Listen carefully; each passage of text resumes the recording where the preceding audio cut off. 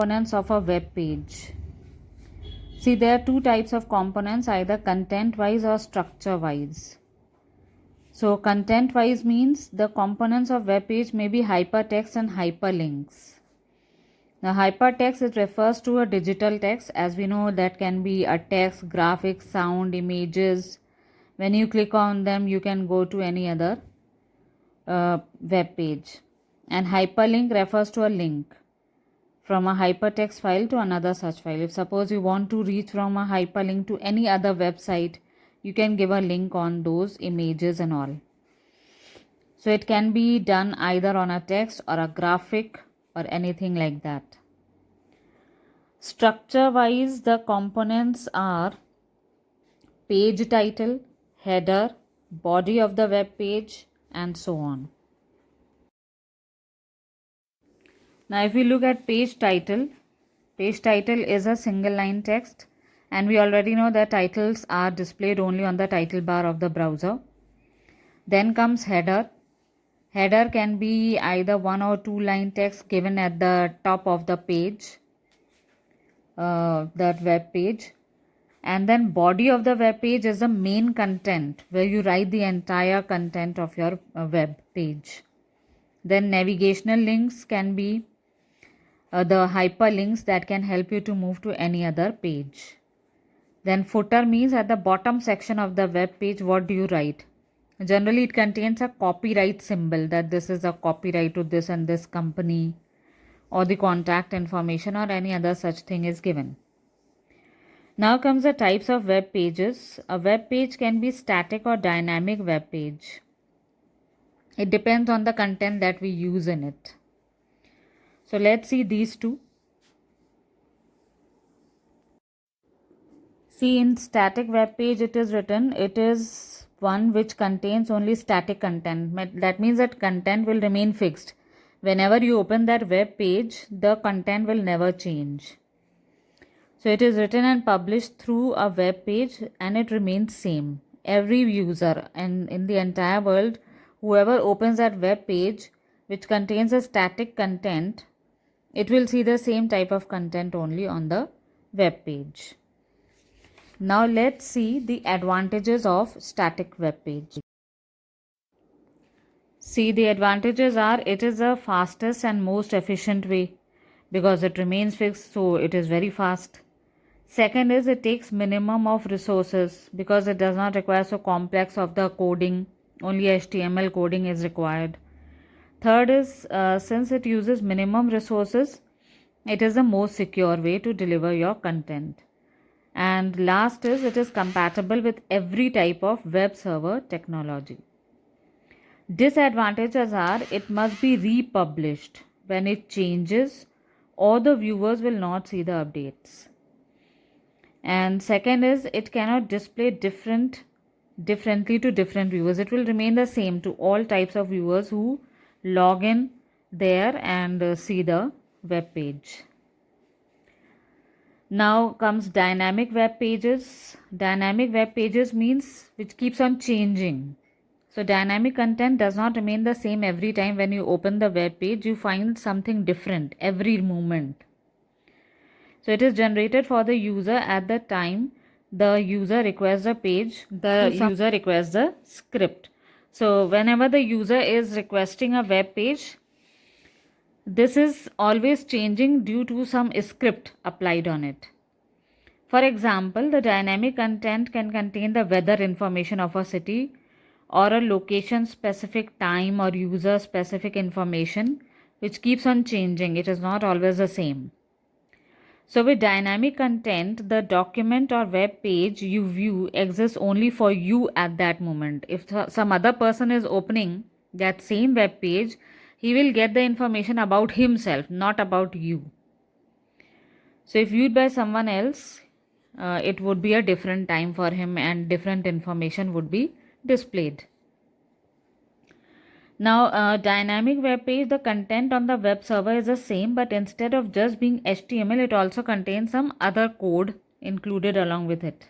It can be either PHP, JavaScripts, or any other scripting language. So dynamic code is responsible for displaying different data or information such as the time of the day, when the user has logged in, the date, the time, the search item, everything will be different for each and every user.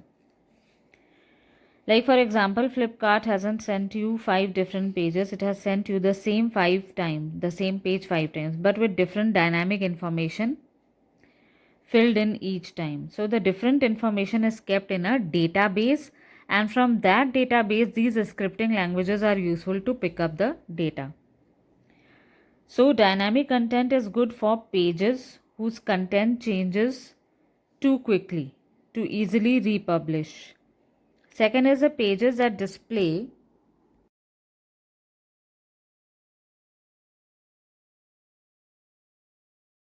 the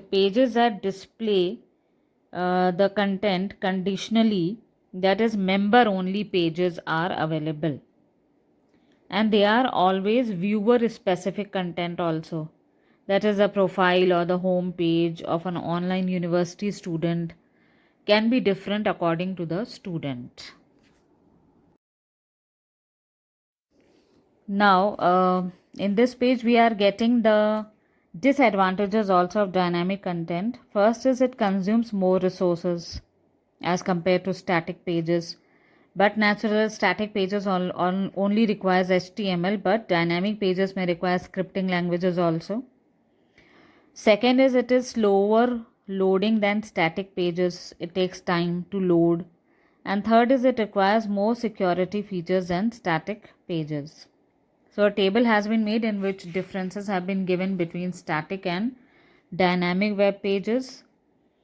In static, they have written the content is served up to any user the same every time. And in dynamic, the content is same but it displays in a different way to different users. Second is it contains simple HTML code. This is about static, and in dynamic we can say along with HTML code it contains dynamic code in the form of scripts. And third is it requires no additional special software in static, but in dynamic web page some additional software can also be installed. Now difference between a web page and website.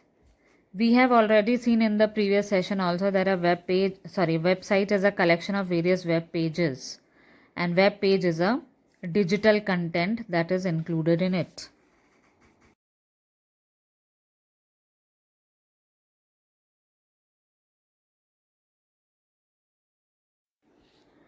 So here they have given that a website is composed of a group of web pages which are linked together. A website refers to a central location on a web server which can contain various web pages. A website may have just a home page itself. It can be a single page website also, or it can have various internal web pages which are interlinked to each other. For example, they have given as edupillar.com is considered a website which contains many web pages. However, a simple web page on this website would be its home page, or about us. They are the individual web pages. So generally a website contains web pages like home page,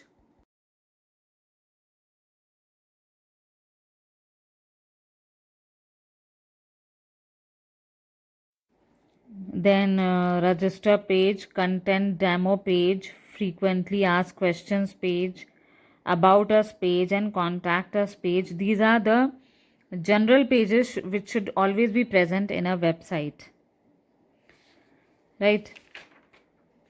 Now let's see web browsers and the web browser tools also.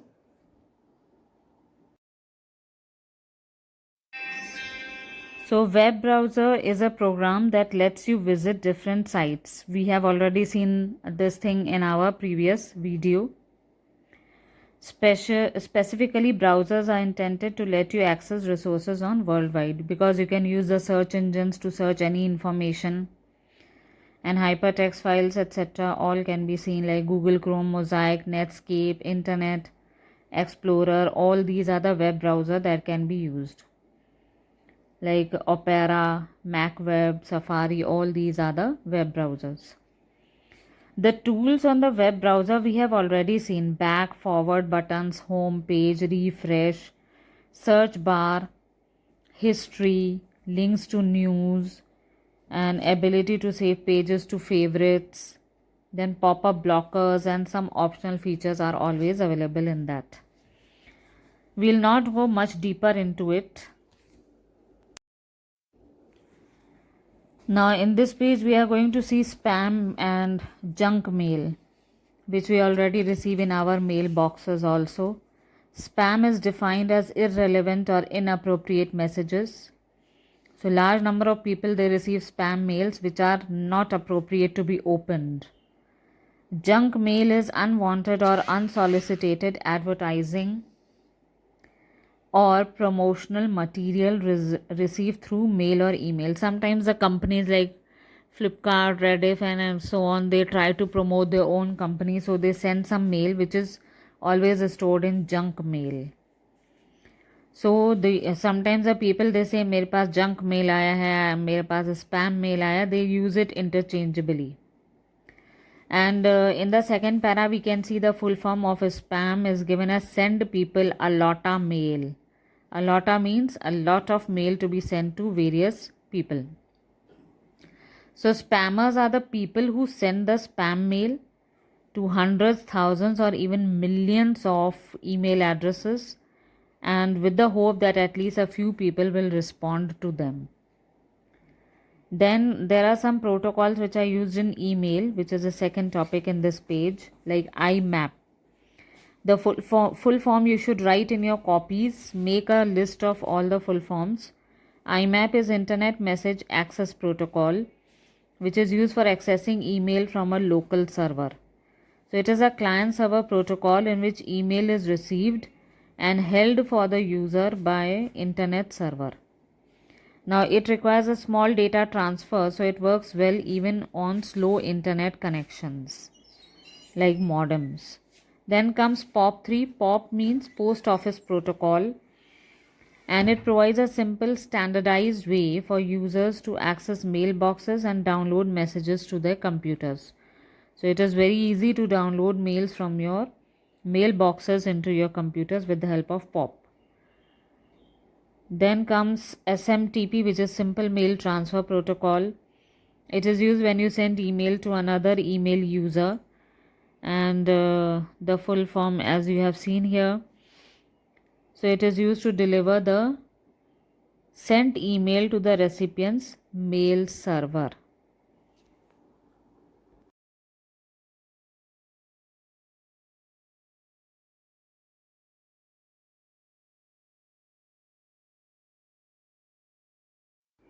Then comes HTTP, which is Hypertext Transfer Protocol.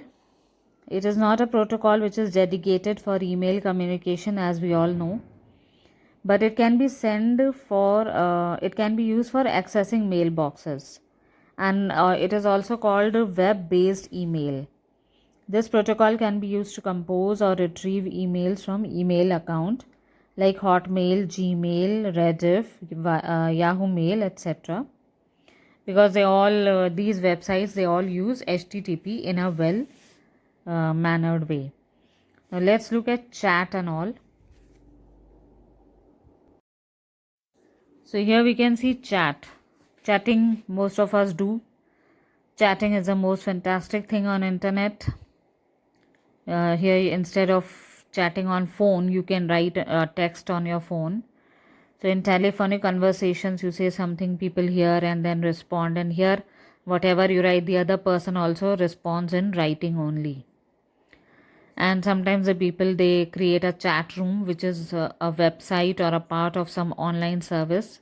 Like in Facebook also nowadays a chat room facility has been given. It provides an online venue for communities of users. If you have got a group of people, you can use your chat room to communicate with them. Now comes commonly used type of chat are instant messaging.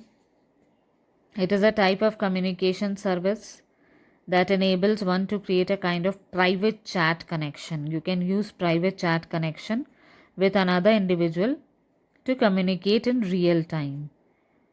This is just like a telephonic conversation with that person. And the most popular form of instant messengers are AOL Messenger. Messenger software allows anyone who downloads free software to choose a nickname. You can give any other short name to yourself and then chat with someone with that name. Then ICQ, that means I seek you. It offers chatting using ICQ software, and it is used for conferencing tool by individuals on the net to chat, email, etc. They can also transfer files through it or play computer games and more. Right. Then comes IRC, Internet Relay Chat. It is not owned by any company. To use IRC, you need an IRC client program. So IRC has many networks that are completely separate from one another. If you want to chat with someone on IRC, you will have to make sure that you are connected on the IRC server and you are using an IRC client. Then comes web-based chat.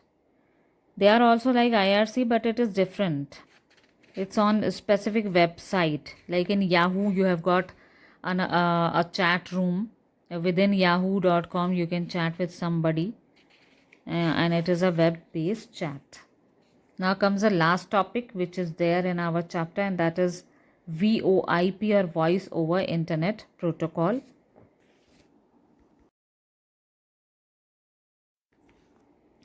So Voice over Internet Protocol is a technology that makes audio and video calls possible from any internet connected device. You should have a microphone and speakers, then only it is possible.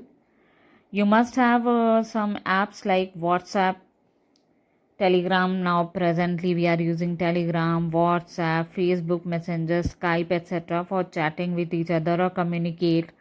We can send videos, we can send audios. So these software or apps use VoIP to make such calls over internet. Sometimes we use video call also over there. So on the internet, communication is responsibility of a protocol called IP, or Internet Protocol, and VoIP allows for transmission of voice along with other data being communicated over IP. So that is why it is said to be Voice over Internet Protocol. It takes audio video inputs and then converts them to digital information so that the receiver on the other hand can receive whatever you wanted to send that receiver.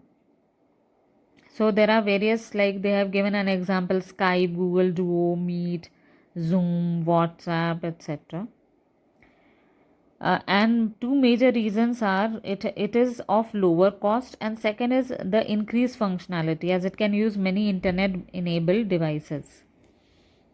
So advantages are no extra cost, and second is easily available. You can easily download it from Play Store. Disadvantages are it is possible if both the caller and receiver have the right software and hardware to speak. If you as a sender have got WhatsApp and the other does not have WhatsApp, there is no use of communicating.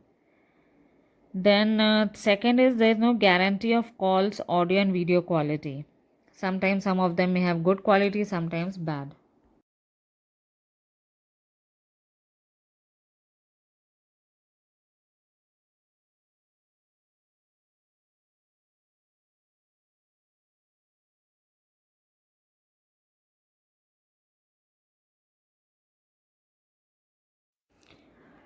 Then it uses internet protocols packets. So if packets get dropped or they miss out something, they are lost, then the quality of the voice also drops. And fourth is, even with its high quality, it cannot match up the voice quality of a normal telephone line. Whatever you speak on telephone, that voice is quite, you can say, different. That quality is quite different from the quality of the voice that we send over these softwares. And fifth, it is it may not work for emergency services. Like we cannot call police or fire service stations through these type of softwares like WhatsApp, Meet, Zoom. So there are some disadvantages, some advantages also. So hope this chapter is clear to you people.